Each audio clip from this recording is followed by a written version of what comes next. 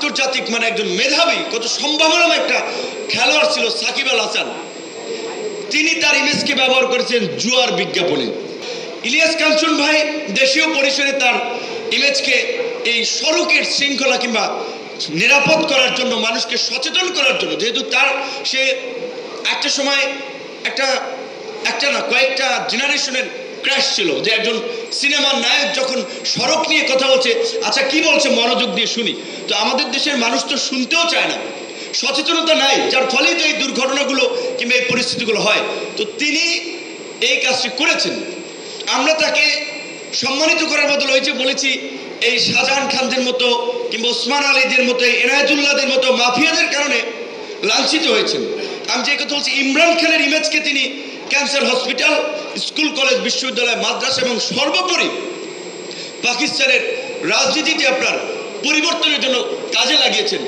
আমাদের এরকম ক্রিকেটার আছে, ধরেন এই আন্তর্জাতিক মানে একজন মেধাবী কত সম্ভাবনাময় একটা খেলোয়াড় ছিল সাকিব আল হাসান। তিনি তার ইমেজকে ব্যবহার করেছেন জুয়ার বিজ্ঞাপনে, দাঁতের মাজনের বিজ্ঞাপনে। কাজে আপনার ইমেজ এবং অবস্থানকে আপনি কোন কাজে ব্যবহার করবেন সে আপনার বিষয়। তো কাঞ্চন ভাইকে, তার সাথে আমার খুব বেশি প্রোগ্রাম করা হয় নাই।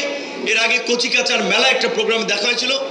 আমি ব্যক্তিগতভাবে এবং আমরা যেহেতু একটা তরুণদের একটা সংগঠন করি, রাজনৈতিক দল করেছে, আমরা তাকে ধন্যবাদ জানাই, তার প্রতি শ্রদ্ধা এবং স্যালুট জানাই যে তিনি 32 বছর এই সংগ্রাম করেছেন।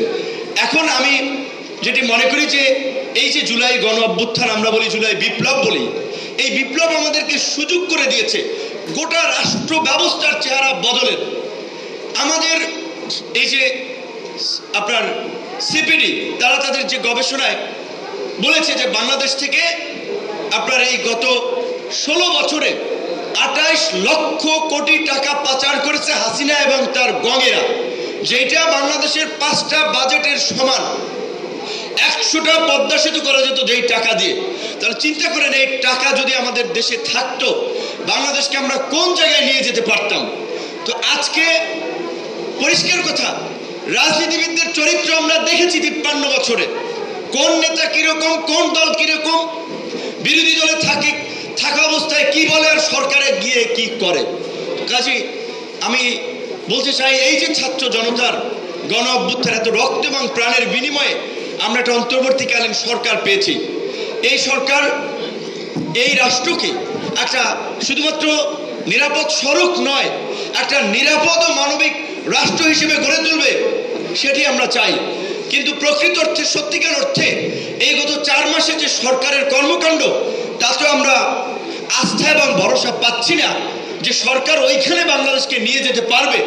আর এই সরকার যদি না পারে, ব্যর্থ হয়, পরবর্তী রাজনৈতিক সরকার পারবে বলে আমি মনে করি না। আজকে এই যে আমাদের প্রতিবেশী রাষ্ট্রের সাথে আমাদের যা হচ্ছে, এটা তো আপনাদের বুঝতে হবে। তো পরিষ্কার যে তাদের দীর্ঘদিনের লালন পালন করা সোনার ডিম পাড়া হাঁস আওয়ামী লীগ খোয়ার ছেড়েছে। কাজে এখন আর তারা ডিম পাচ্ছে না, সোনার ডিম পাচ্ছে না।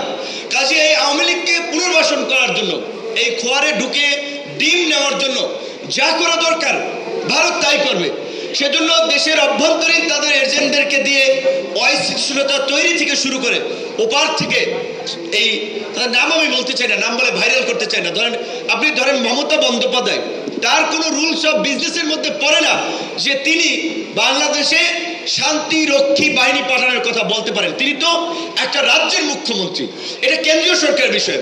দ্বিতীয়ত আরেক ফটকা, মানে আলোচনায় থাকার জন্য আবল তাবল বলে। আগে মমতা বন্দ্যোপাধ্যায়ের পার্টি করেছে, শুভেন্দু অধিকারী, ওই যে বিজেপির পশ্চিমবঙ্গের